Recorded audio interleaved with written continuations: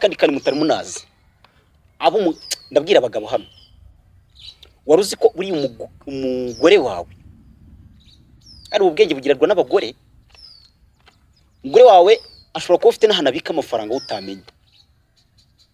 utamenya habe na gatoya akaba afite nk'umurongo utanazi atsindagira amafaranga iyo atatsindagira kuri umurongo akaba afite nk'itsindi wabo babibwirwa n'iki ya WhatsApp musaza WhatsApp it's your big boy kaboss wawe ndi mumenyereye ya munsi rero ndaje ngo tuganire ku kantu keza ka danger ariko munsi nabangira inama cyo twita aba baby ndetse n'abatipe ari guhukira ikintu cyitwa gushaka wika gukanda subscribe cyane na comment ndetse na liking kugira ngo n'izindi video zizadushyiraho ujye ubasha kuzibona mu buryo bwihuse rero bajama wanje ndagira ngo mbaganirize ku buzima bugendanye n'ikintu twita gushaka by'umwihariko ukiri muto utarabiteguye neza cyane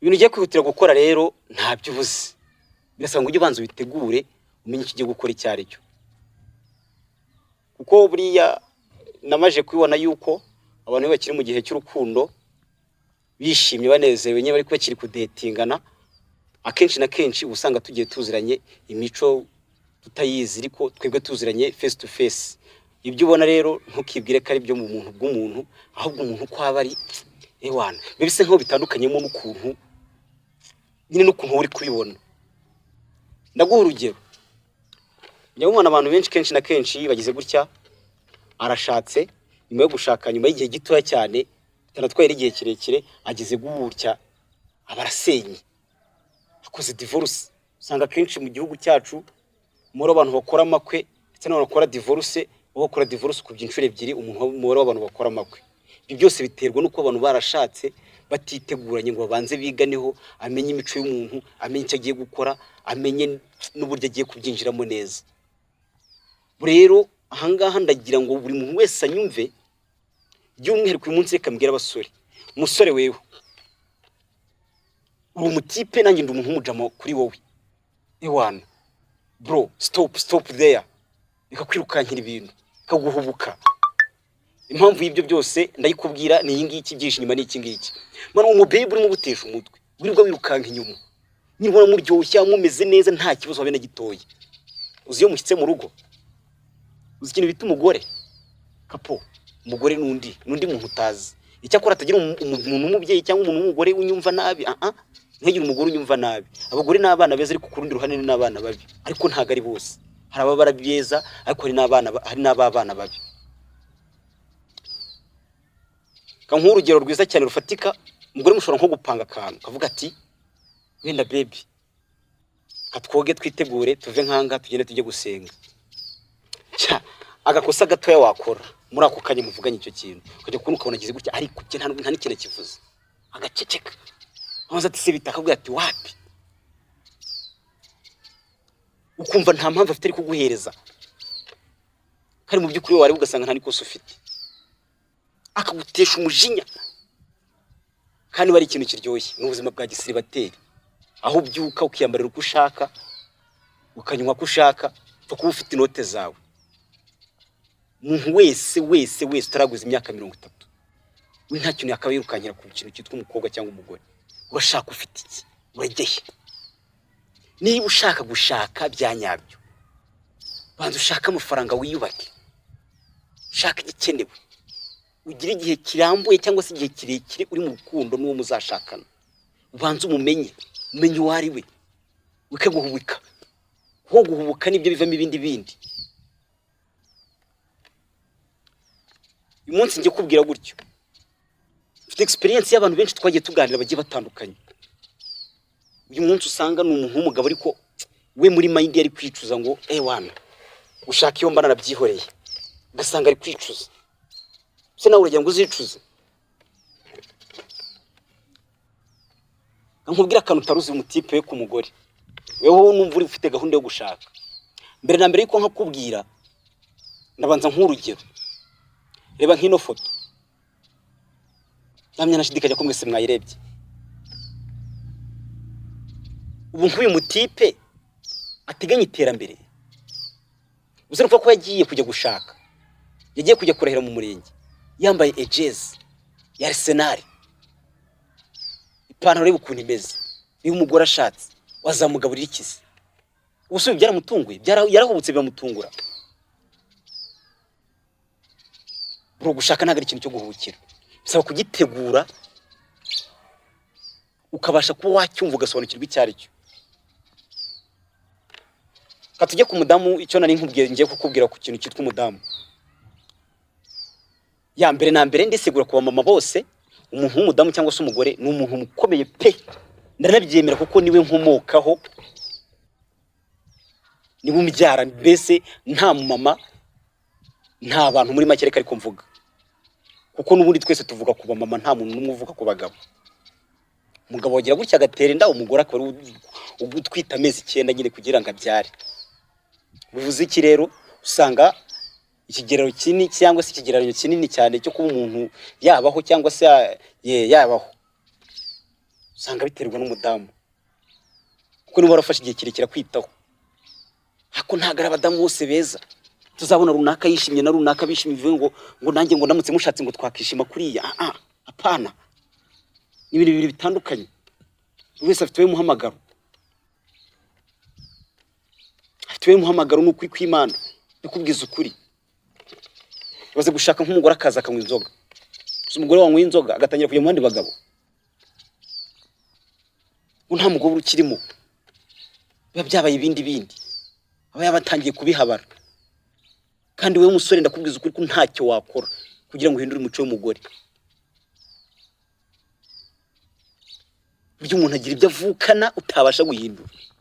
Iyo ugiye mutamara igihe kirekire ngo umwige ubanze umenye uwo ari we, stop there, there is no relationship. Ibintu byarahindutse. Benshi baza bafite business bari kwikinira, byabaye business. Uzareba iyo nta mafaranga ufite, abakuvugisha ni bangahe? Ujya gutyo ugasanga wapi yikubye ntacyo mukiri kuvugana. Ako si ufite amafaranga. Iyo ufite amafaranga ibintu bitabihinduka. Nta nubwo bari wenyine ukiza, haza n'abandi. Amafaranga aroshya, niyo njye njya mbabwira amafaranga aroshya.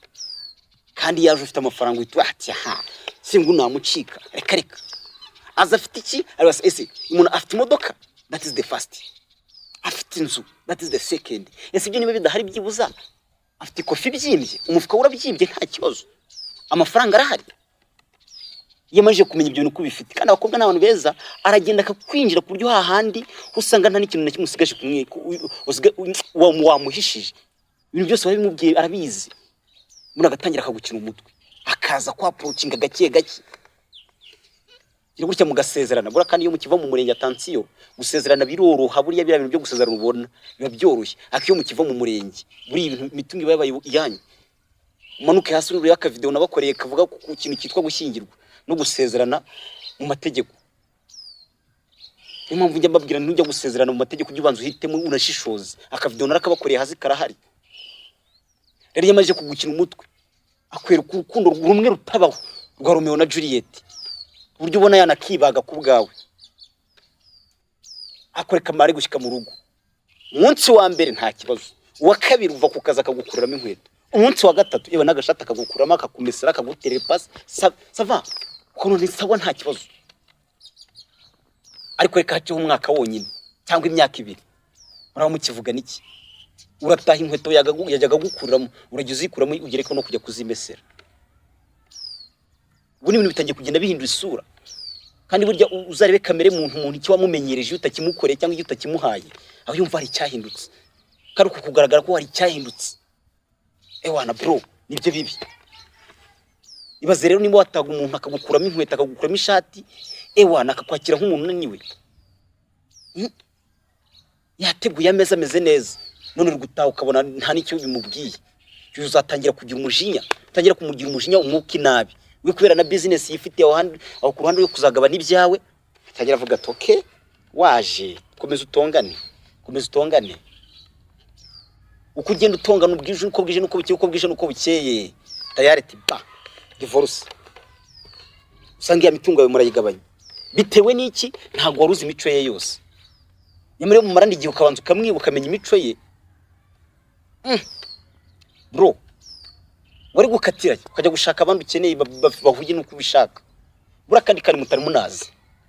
Abo ndabwira abagabo hano, wari uzi ko uri umugore wawe ari ubwenge bugirirwa n'abagore? Umugore wawe ashobora kuba ufite n'ahantu abika amafaranga utamenya habe na gatoya, akaba afite nk'umurongo utanazi atsindagira amafaranga. Iyo atatsindagira kuri umurongo akaba afite nk'itsindi wabo, babibwirwa n'iki? Genda depa y'amafaranga gake kugira ngo bizagende ite umunsi wateye hejuru ukagira ukuza n'urusaku, azagenda ariko afite n'itike n'impamba, azagenda afite kwaza uko agiye kubaho.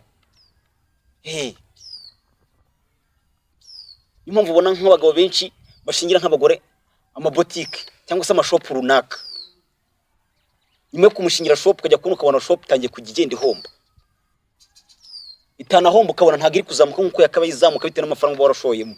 Ibaza ahantu ushoye nka miliyoni 3 mu mwaka, ku ntangiriro z'umwaka ukajya gukubita byibuze ubona nta na miliyoni 5 zirimo. Gusa umuntu abakora aragenda akajya mu bibine byungiye iwabo, yatagiye mu bibine ashaka hana yatsimba. Kubera iki? Baravuga ati ubundi abagore akantu bishyizemo bavuga ko abagabo ari abantu bahinduka vuba, isaha n'isaha ujya kubona akabona aragukimbije. Rero kubera ubwo bwoba bifitemo agira gutya akagenda atsimba udufaranga gake. Nawe baze tuvuga urugero, wenda buri cyumweru niba atsimba 5,000, umwaka uzajya gushira atsimbye amafaranga angana iki? Ukanu gatekerezeho, numara kugatekerezaho wibaze ngo ubundi umugore mfite mugani ni mu ntoki. Si munyumve neza, simbabwiye ngo mutandukane cyangwa se ngo mbateze umwiryanye hagati yanyu. Ahangange ndimo ndaburira ba bantu batarashaka ariko bashaka kubihukira. Nenge ndi kubona nkabona ngo n'abana b'imyaka 18 b'abakobwa bashije, nta busabosore bazashaka abandi. Kandi abakobwa bari gushira bagenda bashaka, nta nubwo bari gushaka umusore mugenzi we. Agenda akareba bya bisazo bye byarabyubatse kofi. Usaza wubatse kofi utarubatse kofi nta nicyo mwavugana. Genda reba babandi bubatse kofi bameze neza, uwo musore ntacyo ufite uri gafifi imbere ye. Kandi kugira nkwereke yenda kuntu abakobwa bakurikirana amafaranga cyane, ndaguha urugero. Uyu munsi reba nk'umukobwa mwiganaga ubona ari mwiza, mwigana mwavuganaga kangahe nta kintu ufite. Tuvuge wari gigaga yenda nka senior 3 yarenga akajya guteretswa n'umuntu wiga muri senior 5, abona ukurenze wa undi wambara neza usa nk'aturuka mu muryango ukomeye, weho mwigana apana nta kintu mwavuganaga. Uyu munsi niba warabonye akazi ufata amafaranga, wa mukobwa bikaba bitaramuhiriye nta mafaranga kibona, uzarebe yari kukuganiza uko biba bimeze, uzahita umenya abakobwa bari bo ku mafaranga bro. Njyanga umuhungu wese uzi ko atarigaho neza namugira inama yo kukansoringa ibyo bintu. Apana, kubera ko ikipe iri gukina nayo ntayuzi. Ndakwibutsa gukanda subscribe umujama wanjye, nawe mu baby rwose kanda subscribe. Ndabemera cyane, muri abantu bakomeye, muri abantu banjye, narwo nabura kubemera pe. Abakobwa ndabemera ntago mbahakana, ariko bisaba kubanza kubigaho. Ndabiza abakobwa ari utangire bandakarire n'abagore bandakarire, ntundakarire. Byose biba byaragiye biterwa na experience umuntu abaragiye abona. Ahagenda hose abagenda kura iki, yigira iki, niki yabonyeyo.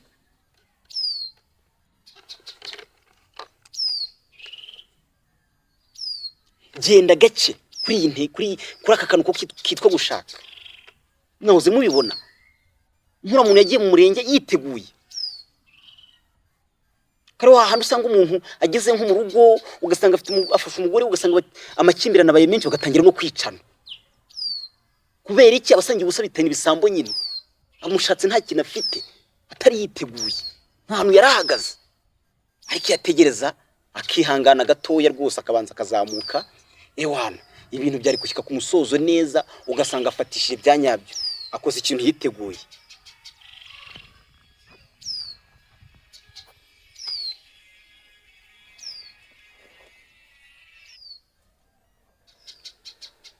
Ugasanga akoze ikintu yiteguye, ari serious ibyo agiye gukora. Kantu ko guhubuka apana. Akantu ngira mbabwira rero ni kamwe. Impamvu abatipe bafata imyanzuro buriya kenshi yo guhita bashaka umukobwa yagushimishije. Nagira ngo uyu munsi wige isomo rivuga ngo ntugafate umwanzuro na mutoya cyangwa ugire ibyo ugaba igihe wishimye, ko ndabizi umukobwa ashobora no kugushimisha bikangira umuhaye indege niwanyu nta nuyigira, ukamwubakira itaje mu magambo nta naho uzi uzayikura. Rero jubana agushimishe ubane, ubanze ubyigeho neza ufata umwanzuro w'icyo ugiye gukora. It was Kabos, you are big man, you are big fire. Tuzahure tashuru kandi subscribe nk'umuntu wanje, ndakwemera cyane musaza. Thank you.